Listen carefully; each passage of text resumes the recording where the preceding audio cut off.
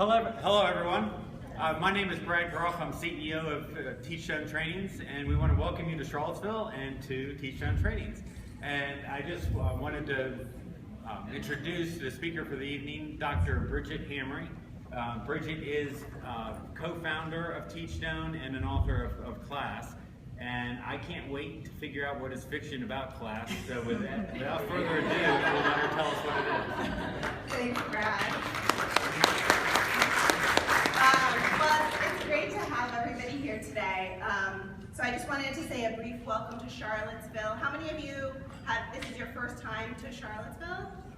Well, hopefully the weather's lovely, so hopefully you get outside. I'm actually from California. I've now, though I hate to admit this, lived in Charlottesville for longer than I lived in the Bay Area, which I don't like to admit because I still feel like San Francisco is home.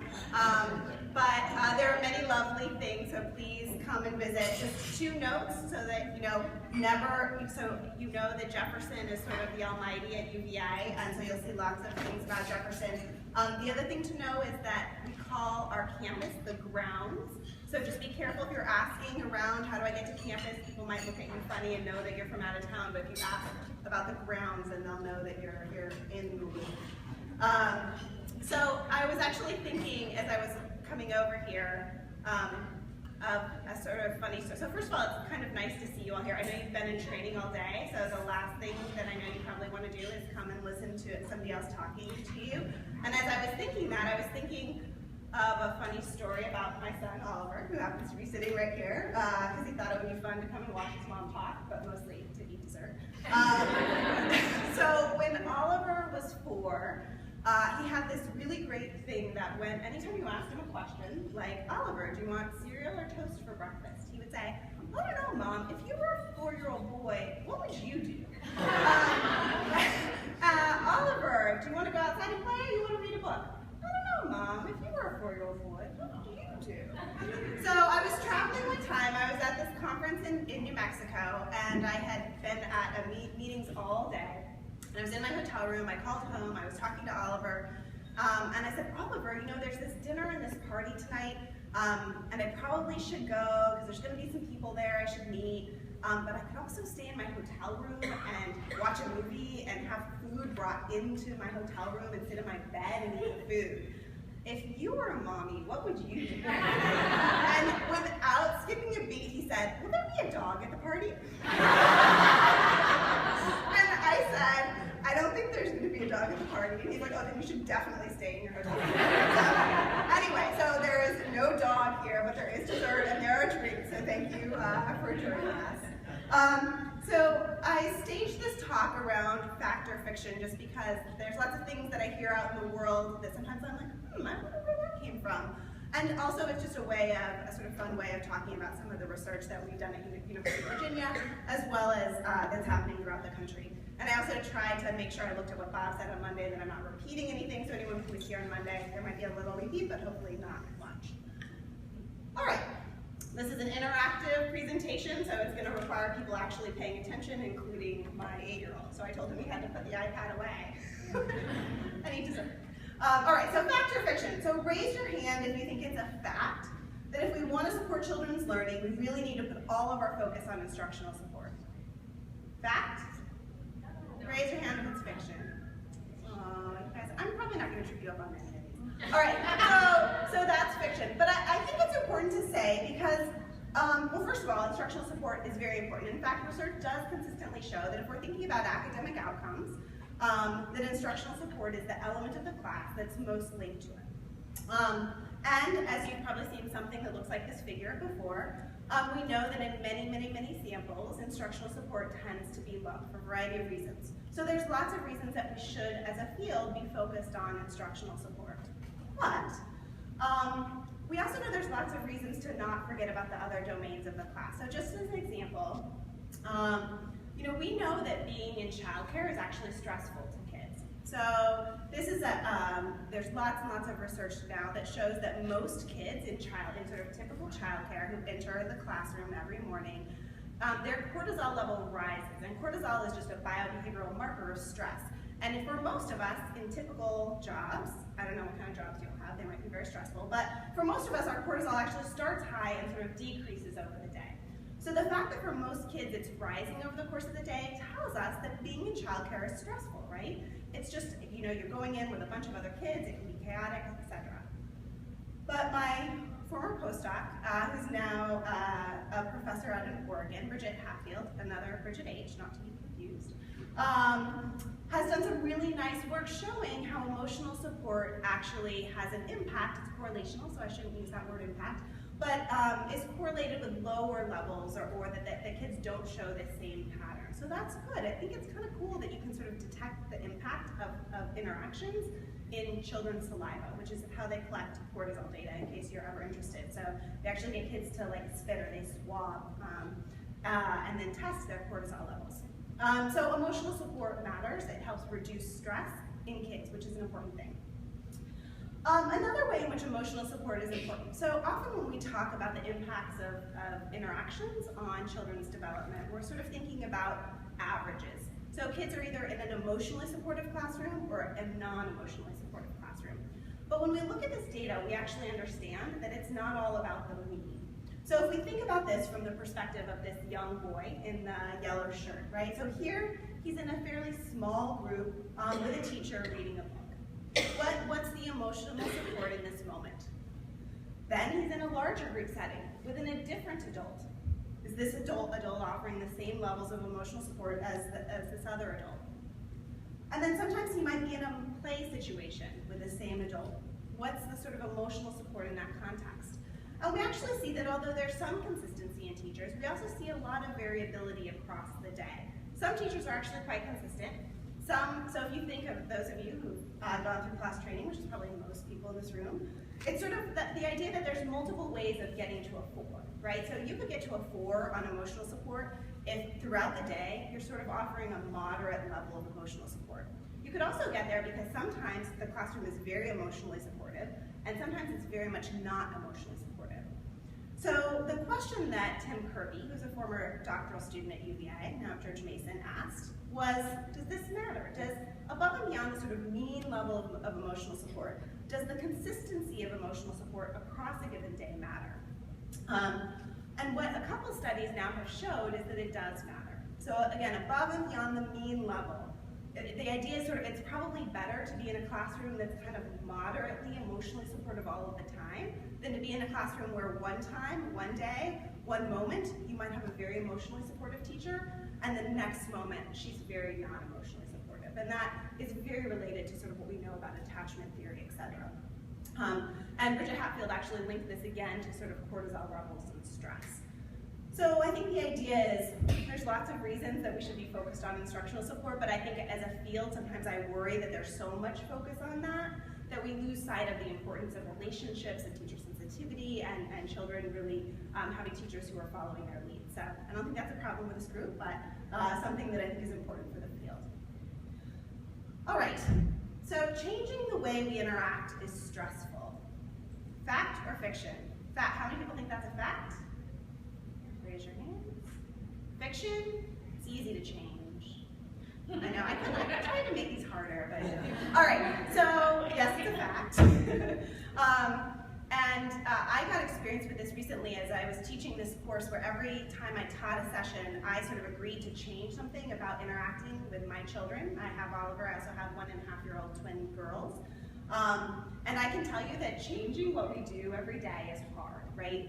For teachers, I love this little comment because I think it fairly represents today in a teacher's life. Like, the classroom is stressful, and then you have all these people race to the top gurus, ed school PhDs, think tank thinkers, foundation analysts, advocacy advocates, Teachstone, I should probably add, telling teachers what they should be doing, right? It's very stressful. So the question is that good, is that bad? Well, interestingly, this is sort of made up data, but it represents a sort of phenomenon which is true in lots of different work, which is actually, if we look at the sort of x-axis, that's the level of stress, and on the y-axis is the response to intervention. So how much are you actually changing as a result of how stressed you are? And what we tend to see is a sort of U-shaped pattern. So the idea here is that teachers who feel no stress are unlikely to change. Because what's their motivation, right? So those are the teachers who come to various things that we do. I'm like, I'm already doing everything well, like whatever, this is easy, and I'm just gonna go home and pretend like I didn't hear any of this, right? At the far end are the teachers who are feeling totally overwhelmed. Oh my God, I have no idea how I'm gonna take everything that I just heard and actually do it. My classroom is totally chaotic, I can't do any of these things. In both of those cases, at the extreme end, we tend to see people not changing their behavior. But there's a sort of sweet spot in the middle. So the idea is actually a little bit of stress is good. And we actually have a little bit of this in some of the work that we've done. So we taught an online course to teachers in Virginia, Arizona, and California on effective teacher-child interactions. And one of the things that we measured was how stressed it made them. Right? So we had teachers in a course and we had teachers in the control group. And what you see here is simply that teachers who were in the course actually became more emotionally exhausted as a function of being in the course. And I can actually say that's causal because this is a randomized, so we made teachers stressed. Okay, so is that a good thing? Is that a bad thing? Well, I think we actually are still sort of learning about that. But one thing that we did is that we actually didn't have everybody in the course participate in the same way. So some of the teachers who took this online course did it in a very traditional way. They watched the online sessions, they did homework assignments, and they turned those homework assignments in. They got graded by their instructor. Their homework assignments were take what you learned, videotape yourself doing it in the classroom, and analyze that for us. So they were pretty intensive homework assignments. But we had another group that we called the conference condition, who had basically a coaching cycle after each homework. So they would do the same homework assignment, it would get graded, but then they would actually have a conversation with their instructor that is a little bit like an MTP cycle, a time to a sort of a coaching cycle where they actually got to talk about what was hard, what was helpful. And so what you see here is that group that was in the conference didn't have the same increases in stress. So one of the things that we're taking away from this is, yes, we stressed out our teachers, and in fact, I won't show this data, but I think Bob might have on Monday, it actually was teachers in the conference condition who changed their practice the most. So I think this is sort of consistent. So the idea is, yes, we want to, I don't know if I should say this, yes, we want to stress teachers out, but yes, we want to challenge our teachers and provoke them to think about things differently, right? That's going to promote change, but we have to do that in the context of relationships in the same way that we want our teachers to be doing that for the children in their classrooms. All right, so next, fact or fiction. The class is a reliable, valid tool for measuring classroom interactions. Raise your hand if you think that's a fact. Okay, fiction. Anybody? Oh, I totally got you. Okay, so don't freak out, Teachstone people.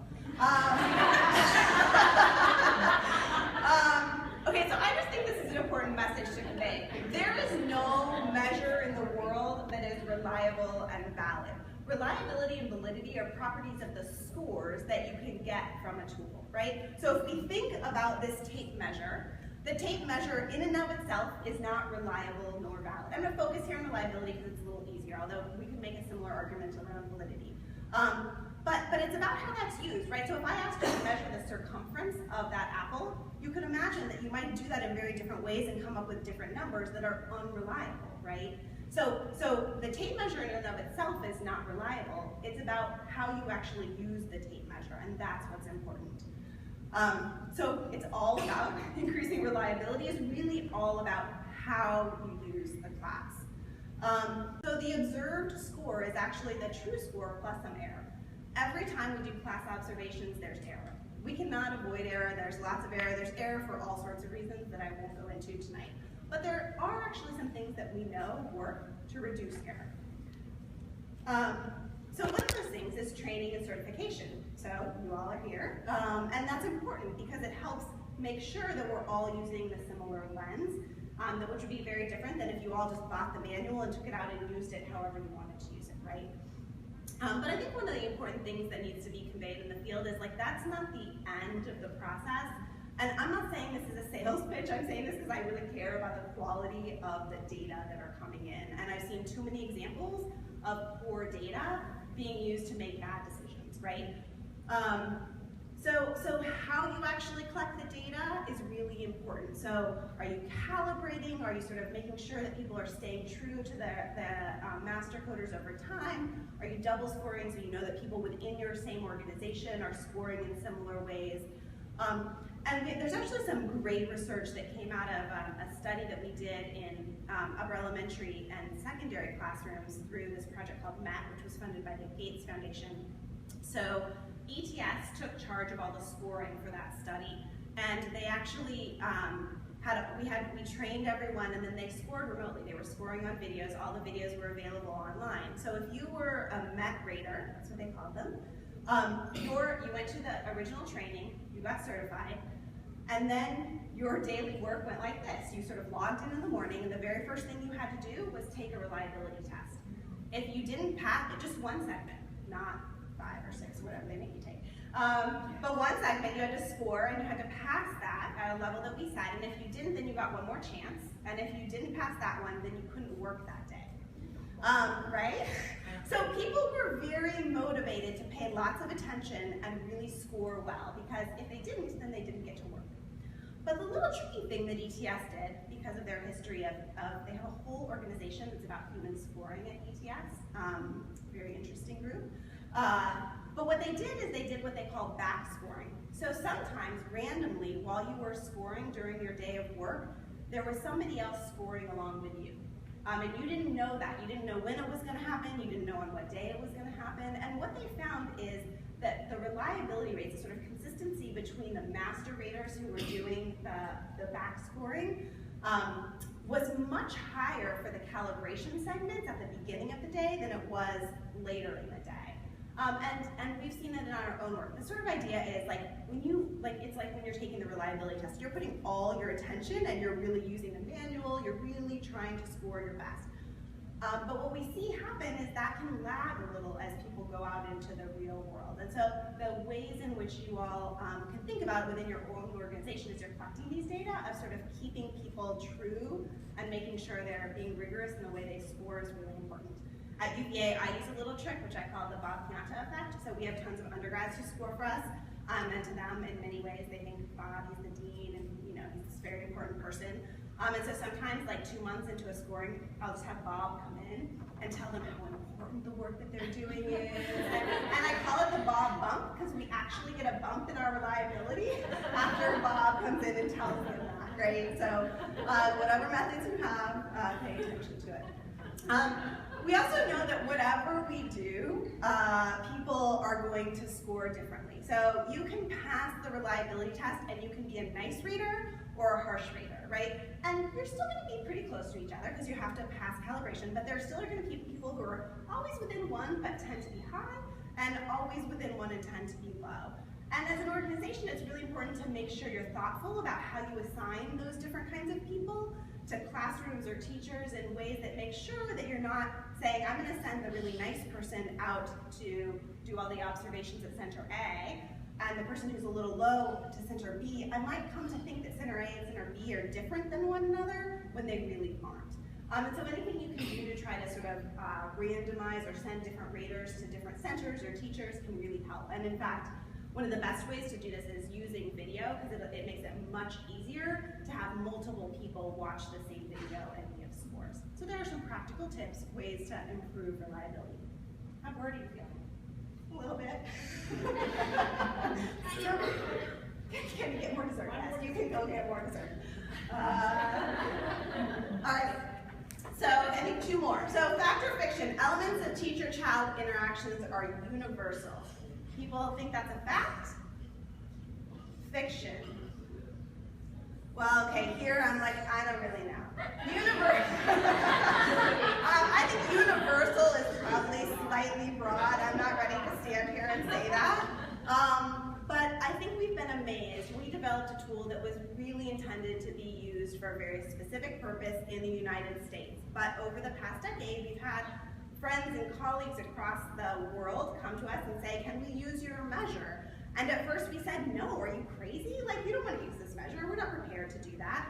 But then they said, no, we really want to use this measure. And I think we've been, And I will say that at the time, many of them said, well, we want to use it, but we want to like go through a year-long process of changing it. We're like, we don't have the time for that. We could see value to that. We don't have the time for that. And to us, we'd be more interested in understanding how it's working as it is, and then think about changing it, rather than changing it first, right? So that has been sort of our approach. So for the most part, if you're using the class in Brazil or Chile or Ecuador or Colombia or Mexico or Costa Rica, any of these places where there are now research studies using the class, it looks pretty much the same. At least I think it does. So, so that's really interesting, and I think, you know, there's just really interesting work. So Chile is a good example. They did a sort of validation study and were able to show that interactions in early childhood and elementary classrooms related to positive outcomes in very similar ways. That was a study conducted by Harvard. It's very similar ways to what we see in the United States. And so now they've actually invested in professional development. So they're actually doing a version of MMCI, the sort of course, in Chile. So we have lots to learn, but it's really, really interesting, and I think we'll be learning a lot in the next decade about what this looks like. Just to show the map, I'll point out a few really interesting things. So I actually have a colleague who's on faculty at NYU Abu Dhabi, who's been doing some class observations. My colleague Jennifer Lucas-Halley-Crouch, who's handling a lot of our international work through CASEL, has already been and is flying back in a couple of weeks to Kyrgyzstan, where they're, for the first time, offering kindergarten in Kyrgyzstan. And as they do that, they want to ensure quality, and so they're using the class as a measure there. So really, really interesting things happening. I would say in general, we've been sort of amazed that for the most part, as people do some of this validation work, they find that they're finding pretty similar findings to what we see in US samples. A few things that have stood out. So one is about negative climate. So interestingly, in some cultures, Finland is a good example. They were some of the first users of the class internationally. They said, we can't measure negative climate. They're like, don't get us wrong, like Finns get mad, they just don't get mad in social contexts. So you just don't see negative climate in the classroom, so it was really hard for them to score, and I think that's been true in several other cultures. Now there are other cultures where we actually see more variability in negative climate, and I think people have concerns sometimes about whether it has the same meaning in those contexts as it does here. I would actually argue that's true, like, in my marriage sometimes, right? Like, are we arguing right now? Because I think you're yelling at me, but he doesn't think he's yelling at me, right? Like, the social context of negativity is different. We also had this actually when we were developing the secondary measure. Lots of people argued with us about sarcasm and said, like, sarcasm is not a negative thing in adolescence. It's a continuing debate, but I think that these sort of negative interactions have a strong cultural component to them. And the role of adults in supporting sort of independence and autonomy is another one that's sort of very culturally latent. So in general, people have still found correlations between regard for student perspectives and outcomes as we have in the States, but I think it's, especially as they start to think about professional development, they're sort of challenged to think about how to talk about that in their context. All right, so, okay, two more, quick. MTP, that's our coaching model, was designed as a web-based model, primarily so we could reach more teachers at scale. Fact? This is kind of another fake one. Fiction? All right, so it's fiction, although that is true. It's just not the only reason. So I think that when we were doing this originally, which started about 12 years ago, we were thoughtful about scalability. We wanted to be more efficient, so we didn't want teachers or coaches spending all their time in the subways in New York City going from one school to another. And we wanted to be able to reach, so in fact there's some folks in the room who were coaches for a project where MTP was offered up in some very, very remote areas who just haven't had access to good coaches before. So those things were important. But really, in Bob's head, as most of this stuff starts, it was all about impact, right? So this idea that seeing teaching can transform teaching was really critical to the way that we developed MTP and some of our other professional development interventions. I'm gonna go over this because I think. So the basic idea is that we're trying to move things that take up a lot of working memory space that we are like, those are the things like right now, what am I actually trying to remember that I said that I was going to say? Like those things are in my conscious, I'm thinking about them. And the more that we don't have to think about them, they don't take up our working memory space. And that's a good thing because there's lots of things that we need our working memory to do, right? So we're basically trying to automatize good teaching practice so that a teacher knows that asking open-ended questions actually gets her students engaged. And at first she might have to put little sticky notes in her book to remind herself to ask those questions and to let children answer. But over time, she just starts to do that without even thinking about it, so she can actually use her mental resources for something else. But we're also trying to move the sort of ineffective practices that we have into the conscious. So I had this teacher in the original MTP that I worked with who really just didn't realize that she spent a lot of her time screaming at children, and one particular child would make her really angry. So there was a moment during MTP where she sort of saw herself on tape, and it was not the first clip that I put up for her, right? Because that would not have been very supportive or nice. But once we had a really good relationship and I knew she was sort of ready to take this on, she sort of watched herself and she had this transformational moment. She was like, I just never realized I sounded like that.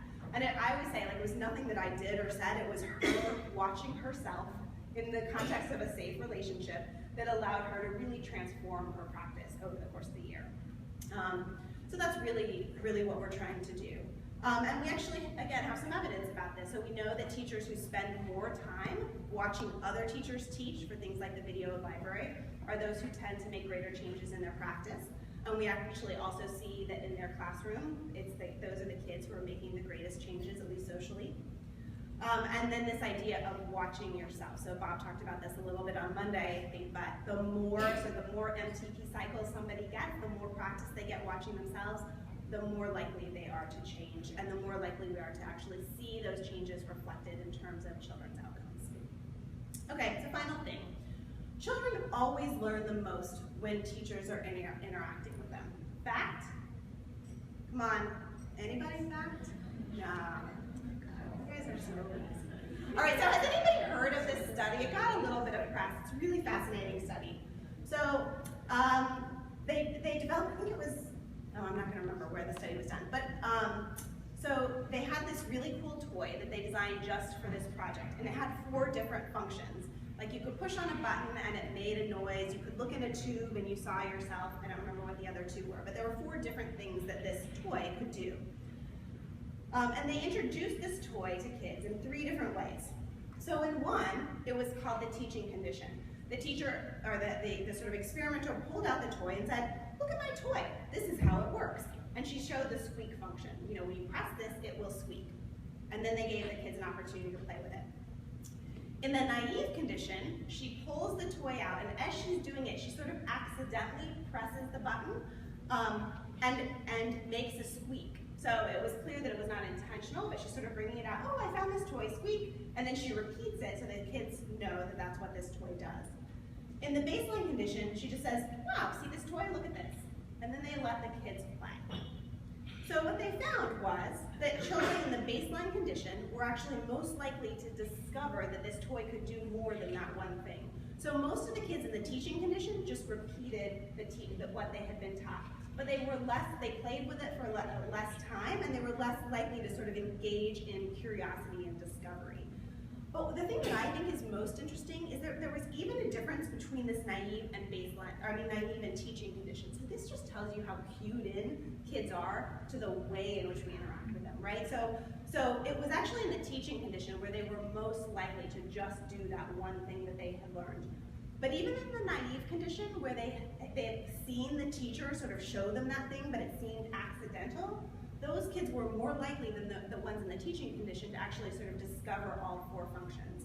So although in some ways I feel like this message is the importance of us not always like over-facilitating or over-interacting, which I think is important, I also just think it's amazing that 4- and 5-year-old kids are paying that much attention to how we're interacting with them that really impacts their learning and development.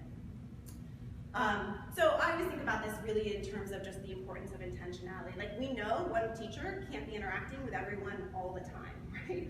And intentional teachers are really thoughtful about that, so that they're thoughtful about using their moments of interacting with kids really thoughtfully, and also making sure that kids have the time to explore and learn on their And then finally, I think it is just another indicator of the power of what the Center for the Developing Child calls serve and return interactions, which I think is really all that the class is about. So I thought I would just end with this little video thing that we put together for this online course that we taught.